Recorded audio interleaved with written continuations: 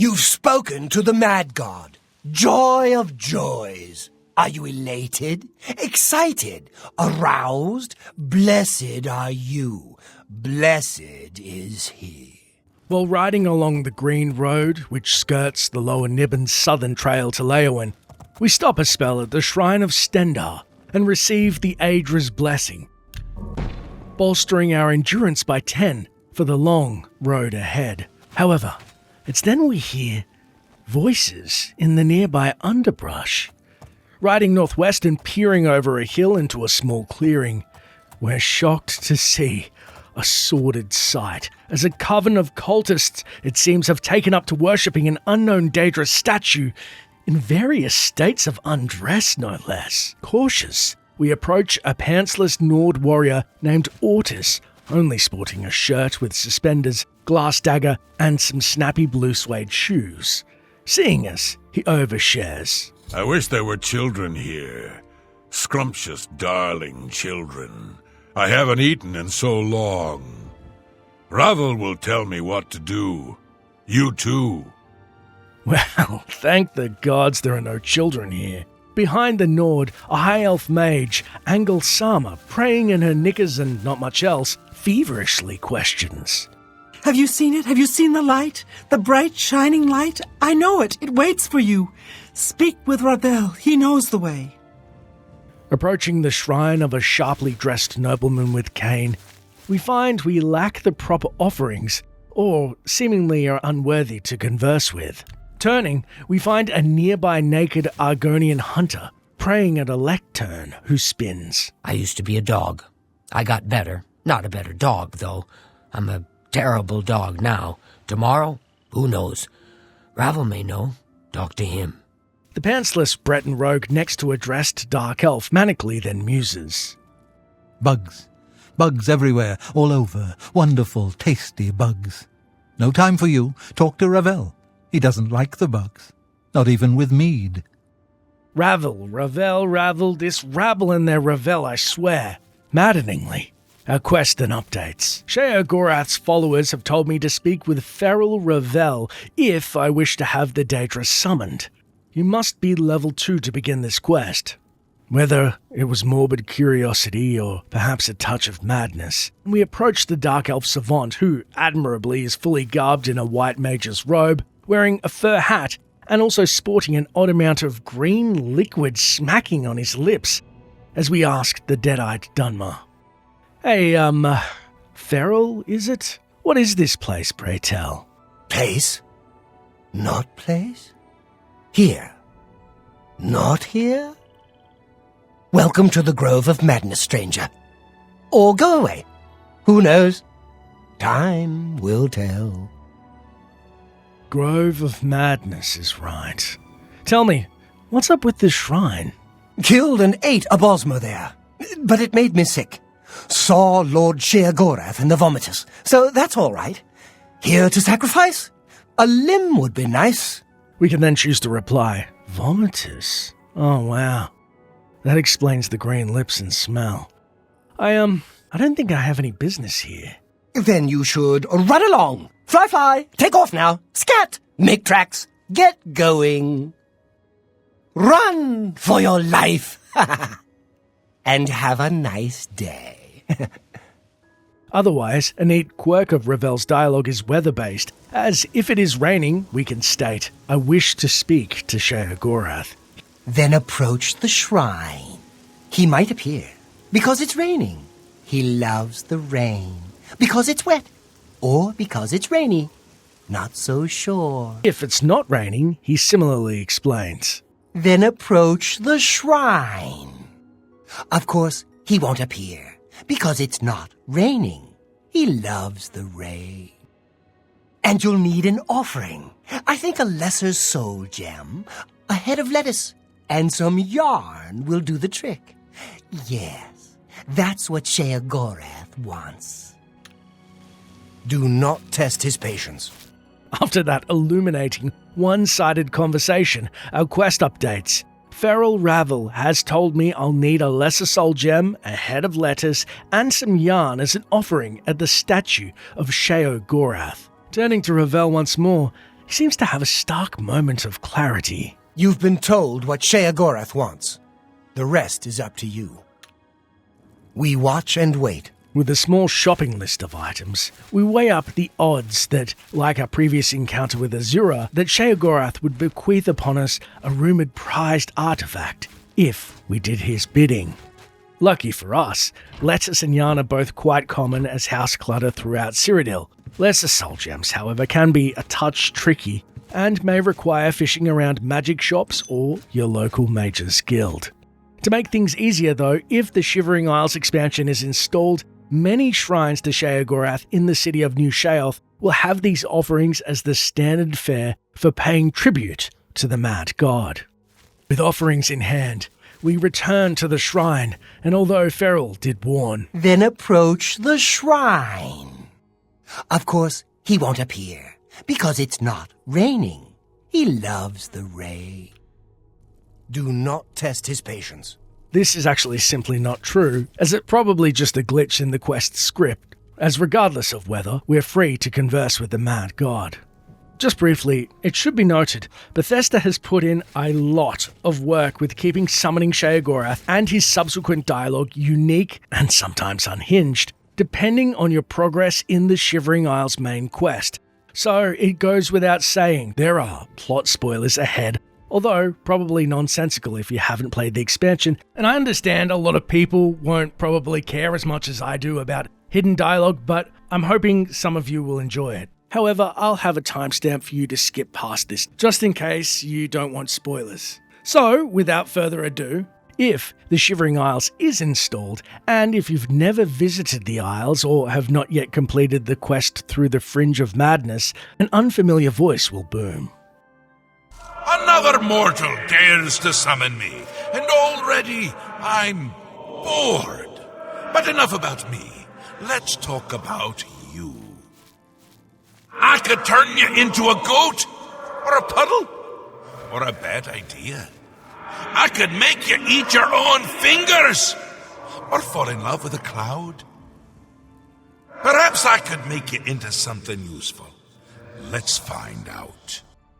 Now, before we initiate the Daedric Prince's quest, let's listen to a few other taunts from the Prince of Madness. First, however, Craig Seschler, notable voice actor of the Elves in Oblivion, originally played Sheogorath pre-Wes Johnson, and here's a snippet of his take of the same lines. Another mortal dares to summon me, and already I'm bored. But enough about me. Let's talk about you. I could turn you into a goat, or a puddle, or a bad idea. I could make you eat your own fingers, or fall in love with the cloud. As far as different intros, the quest introduction changes in the following ways. If you have not yet visited Sheogorath in New Sheoth Palace, Does my champion summon me? Before I've even told you what to do? Oh, that's not very champion-y, not at all. if you've not yet started the Cold Flame of Agnon, A mortal! Wait! A mortal, I know! My mortal! What are you doing here, mortal, when I've given you things to do? if you're currently on the Cold Flame of Agnon, You would summon me? Wait, why are you summoning me? You've got things to do. Things I told you to do. Oh, this makes me frown. if you are currently on Ritual of Accession, Mortal! You could have just stopped by to see me. Would have saved you some lettuce, you know. I believe I'm displeased. if you have not yet started Symbols of Office, Oh, this hardly seems the time to summon me. Not when Order is busy invading my realm. You mortals are just a hoot. I hate hoots. if you've not yet started the Prince of Madness, You, of all people, should realize this is an inopportune time to be in Cyrodiil. Perhaps I've misjudged you. Order is at our doorstep, yet you felt it necessary to offer some yarn to yourself. An interesting choice, to be sure. Time is a strange thing in the Isles. So this may not set us back, and there is a task that needs to be performed. And if you have started the Prince of Madness, Praying to yourself, my lord? That's not a good sign. Or perhaps it is. Prince of Madness and all that. While I believe you should be attending to your duties, it is, of course, your prerogative to spend time wherever you wish. Your predecessor did have one task he wanted performed, though he never found a mortal suited for the task. There is a settlement called Border Watch that your predecessor found rather dull. This, of course, offended him greatly. They are a rather superstitious group, living their lives based on omens and prophecy. One such prophecy, the Kashara, was of particular interest. Your task would be to make the first two signs of the prophecy occur. Your predecessor already put plans in motion for the final step. Good luck, sire. no matter which greeting you've received, this will be followed by the quest assignment, and Sheogorath will finish. There's a little settlement called Border Watch. It's a nice, peaceful place. And dull. They're going to make their lives interesting. They're a superstitious bunch. Everything is an omen or a portent. Let's make one come true. Find their shaman and ask about the Kashara prophecy. You are to find a way to make the first two parts of the prophecy come true. I'll take care of the rest, because it's the most fun. Now, run along! As we move to leave, the manic acolyte questions. You've spoken to the mad god, joy of joys. Are you elated, excited, aroused? Blessed are you. Blessed is he. Do not test his patience. Heading south to the town of Border Watch, our quest updates in two different ways depending on our standing in the Shivering Isles, which I'll show both on screen but only cover the standard Sheogorath entries, in which it says, "After I left the requested items at the shrine, Sheogorath spoke to me. He told me of the settlement of Border Watch. I am to simulate a prophecy by committing 2 acts. I should speak to the shaman in the settlement to learn about the Kashara prophecy." Riding south, we find just above the trail is a small settlement consisting of 5 houses built in typical Leowan style. In the town's central meeting area, we happen upon 2 Khajiit conversing about local events. Blackwood isn't so bad, and once you get used to the flies, and being lost all the time, and the zombies, and will-o'-the-wisps. You think? I think we're in for some hard times. After their dialogue concludes, we follow the hooded Sralma down the stone stairs, and she warmly greets. You're always welcome in Border Watch. Welcome to our town, friend. The gods are always watching over Border Watch. And she warmly greets. Speaking of the gods, I'd heard recently of this ominous Kashara prophecy. A stranger who knows about the Kashara prophecy. It is one of our many prophecies. You should speak with Rabasa, our shaman. Oh? I'd love to learn more. Where is this Rabasa? Rabasa is our shaman. You will find him in his house most of the time. Take care. Left to find the reputed shaman, we begin searching the settlement and find the settlers' homes in complete disarray, looking and smelling as if barn animals were welcome inside the residents' living quarters. So much for order. We then locate the town's most southwesterly shack is home to the Khajiit warlock. Entering, we see Rabasa, who shares his bed with Zabhila. Upon awakening to our intrusion, he flails. For the love of Azura, can't a man have a bit of privacy? Get out of here. Apologies, I was sent to find one Rabasa. Welcome to Border Watch, stranger. You're welcome here. I am Rabasa, shaman of our people. And is that your title, shaman?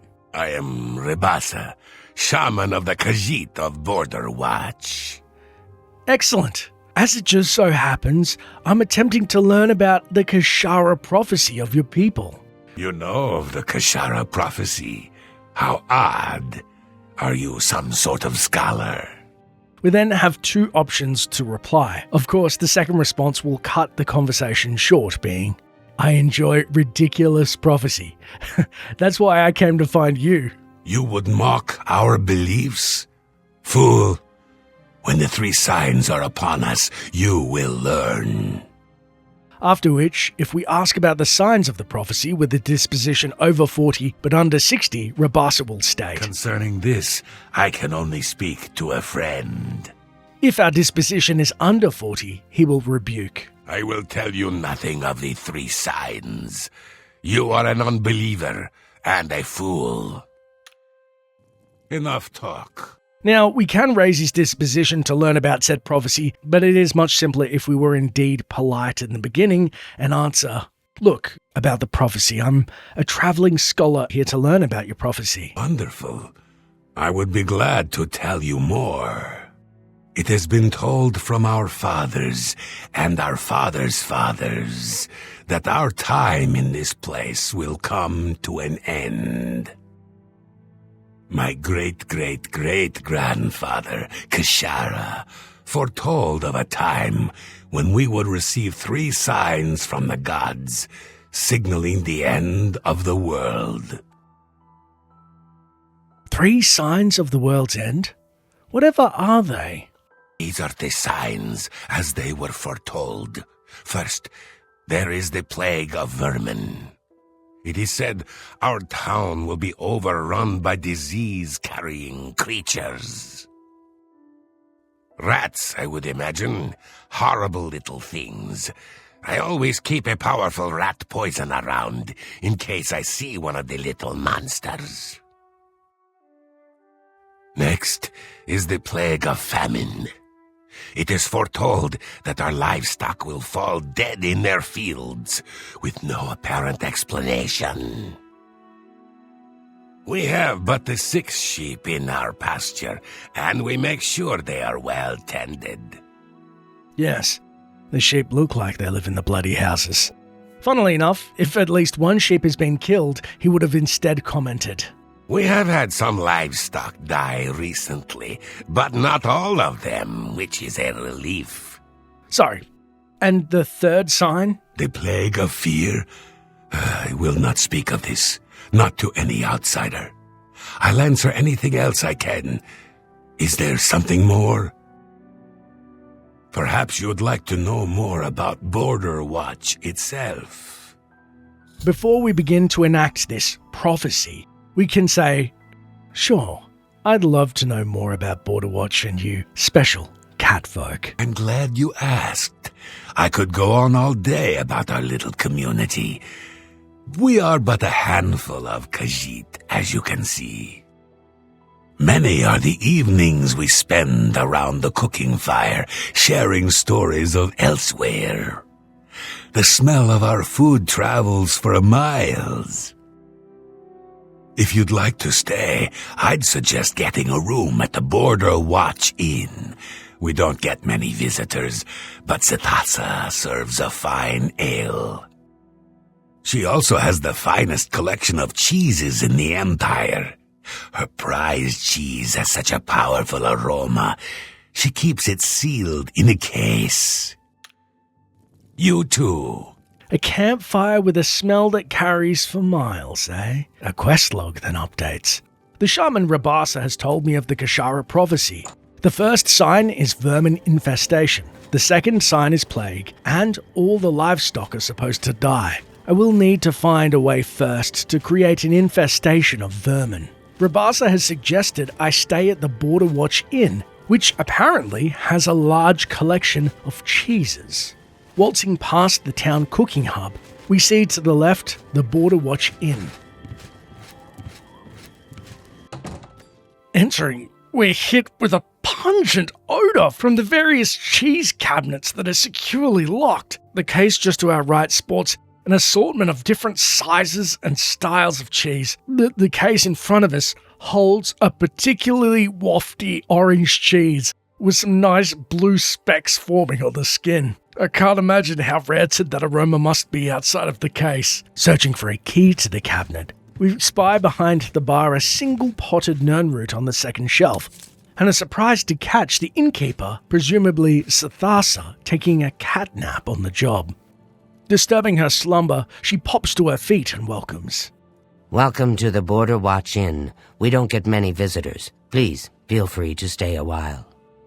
Take a seat, or feel free to look around. We have a fine collection of cheeses here, some of the rarest in all Tamriel. Thank you. How long have you been in the cheese game for? It's been a hobby of mine for years. I've collected cheeses from all over Tamriel, including the rare Olroy cheese. A more pungent cheese you'll never find. It looks smooth, but it stinks to the heavens and beyond. I keep it locked away tight. If I were to try cooking with it, the smell alone would draw rats for miles. It's a lovely conversation piece, though. Farewell. Rats for miles, eh? Interesting. Waiting for Sathasa to slumber, we're shocked to find a glass warhammer, chainmail helm, and enchanted marathon greaves on her person. While we can pluck the display case key off her, if one was greedy and wanted those fancy pants. Pickpocket, pickpocket, guard your purses. What's going on? Well, it should be noted Border Watch crimes are not actually reported to guards, though the locals are open to giving thieves a right thumping.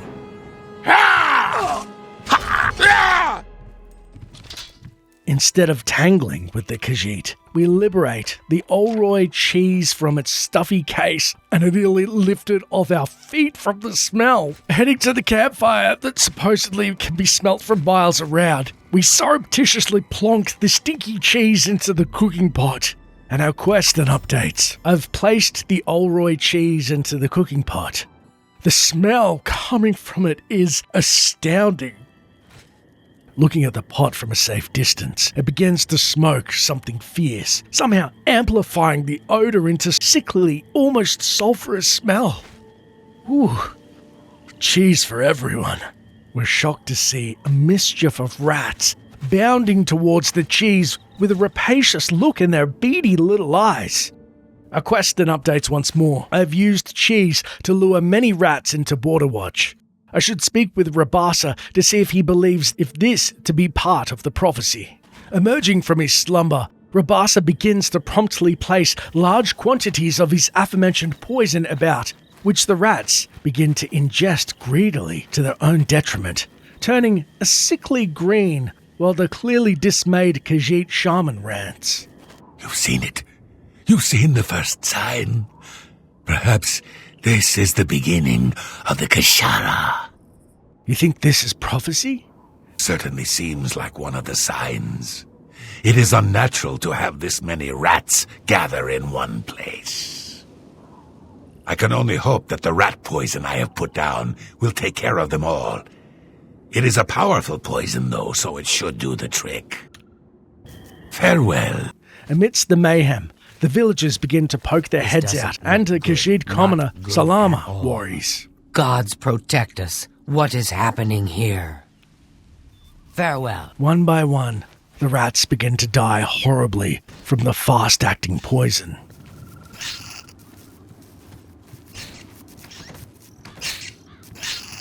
And we wonder, Heading down the stairs, we see a pile of poison missed by the deceased rodents. This is probably more than enough to fell a flock of sheep. It should be noted as we make our way to the sheep's pen in the southern part of town, although it is possible to simply murder the mammals en masse, we instead will opt for the more prophetic route, and are even given a pop-up to place the rat poison in the feeding trough. Again, watching the green malaise take hold of the once vigorous sheep, we'll watch closely as they dramatically keel over in unison. Our quest and updates. I've poisoned the grain supply in the town of Border Watch. This has killed all the livestock. Once the first two prophecies have been fulfilled, Sheogorath will say one of the following dialogue options. If Sheogorath is talking to us... You've done well, mortal. Quite the news, I think. Head into the center of Border Watch. And make sure to duck. You've done well, mortal. I'm amused, I think.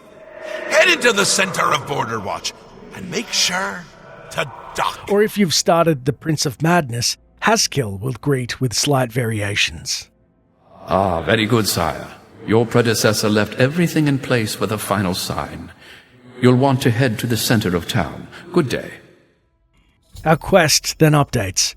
Sheogorath has congratulated me for simulating the first 2 signs of the Kashara prophecy. I'm to go to the center of town to await the final sign. Entering the town meeting area, the citizens of Border Watch clearly disturbed. Question. These are troubling signs. Could it be the Kashara? This doesn't look good. Not good at all. Could it be the Kashara? The Kashara. Rabasa then threats. Oh, the livestock are dead. Dead. The second sign. Look to the skies. Look to the skies. It has come. We're doomed. Doomed. Run while you can, stranger. Get out. Gods protect us. Descending the stairs as instructed, the sky then churns, and we look to the heavens to see. What? Flaming dogs?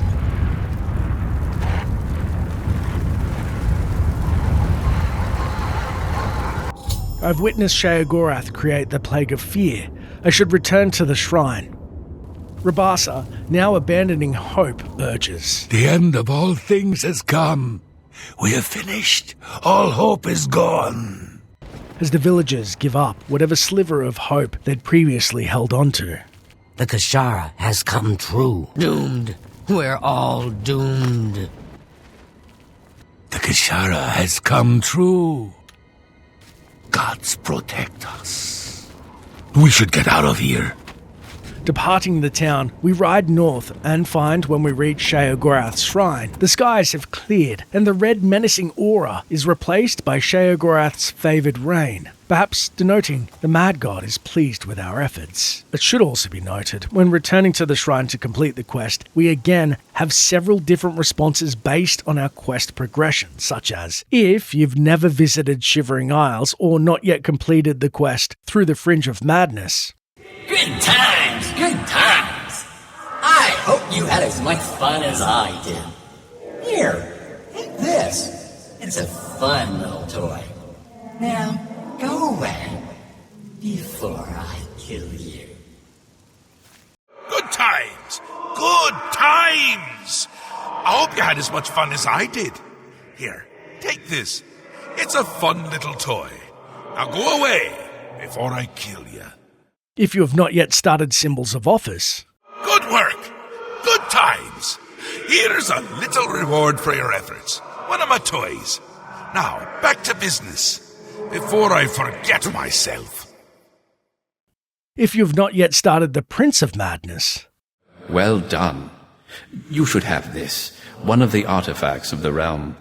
Perhaps it should have been given to you sooner.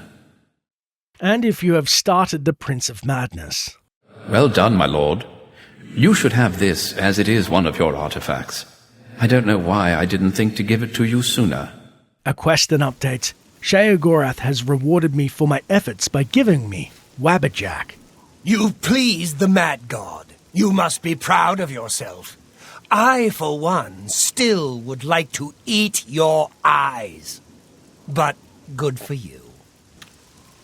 Drunk with madness. Madness for all. With the chaotically powerful Wabberjack in our possession, we'll finish the video on the infamous Daedric artifact and its applications. However, I would be remiss if I didn't at least mention that this Daedric quest got its own Black Horse Courier entry that reads, Special Edition, Reign of Burning Dogs, Experts Bewildered, a newspaper article on an unexplained meteorological phenomenon in Cyrodiil. The quiet life of the idyllic Border Watch community was shattered recently by a meteorological phenomenon local experts are unable to explain. On an otherwise normal day, the skies above the small village suddenly darkened, and burning dogs rained down from the heavens. The carnage was terrible, according to witnesses. Charred dog carcasses littered the village, and the smell alone was enough to drive many residents into their homes.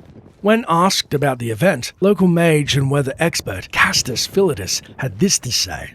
There seems to be no precedent for this in all of Tamrielic history. While there have been stories of insects, frogs, and the occasional wayward mage crashing to the earth, an obvious reference to the famous Morrowind encounter, I've never encountered tales of burning dogs raining from the skies. It is possible that the dogs were part of some mage's experiments with summoning gone bad. Or perhaps the dogs were swept up in a great wind and hurled into the sky. This might explain the dogs falling onto the unfortunate Border Watch community. Of course, that still doesn't explain why they were on fire. While the experts seem puzzled, the residents of Border Watch see only one explanation. "It is the end of the world," said one resident, who asked not to be named in this article. "The Kashara prophecy tells us that this will happen. The rats, the sheep, we are all doomed. Doomed!" Prophecy? Mages? Freak weather occurrence? We may never know. And the small village of Border Watch will definitely never be the same. So, to finish things up, let's get into some handy Wabberjack facts, shall we? The staff's name, of course, is probably a reference to the Lewis Carroll poem Jabberwocky, which is a nonsensical poem describing an unpredictable creature. The Daedric artifact itself, Wabberjack, transforms any non-NPC creature into another random creature for 10 seconds. Only a limited number of creatures will be created by Wabberjack, all equally likely being Daedroth, deer, goblin skirmisher, ogre, rat, sheep, skeleton champion, or troll. Also, using Wabberjack to hurt an opponent is of limited value. The newly created creature is always at full health and cleared of any effects active on the original creature, such as damage over time, soul trap, poison, etc. And after the 10 seconds, the original creature reappears at full health, even if it was injured before being Wabberjacked. Therefore, if you're not careful, the only result of Wabberjacking may be to fully heal your opponent and or drain your own resources. Now, if a creature is fatally wounded while Wabberjacked, it will transform back into its original form and die. If Wabberjack is used on a summoned creature and the summon spell runs out before the Wabberjack effect, the summon will remain in its new form until the effect ends, whereupon it turns back into its original shape and vanishes instantly. Curiously, the Wabberjack was able to be used against Mehrunes Dagon in the final battle and kill him, however only on the console versions of the game, where he also sported no physics, as the devs no doubt didn't anticipate this quirk. But Dagon turning into a puddle, thanks to the effects of the Mad God's staff, is pretty fitting, in my humble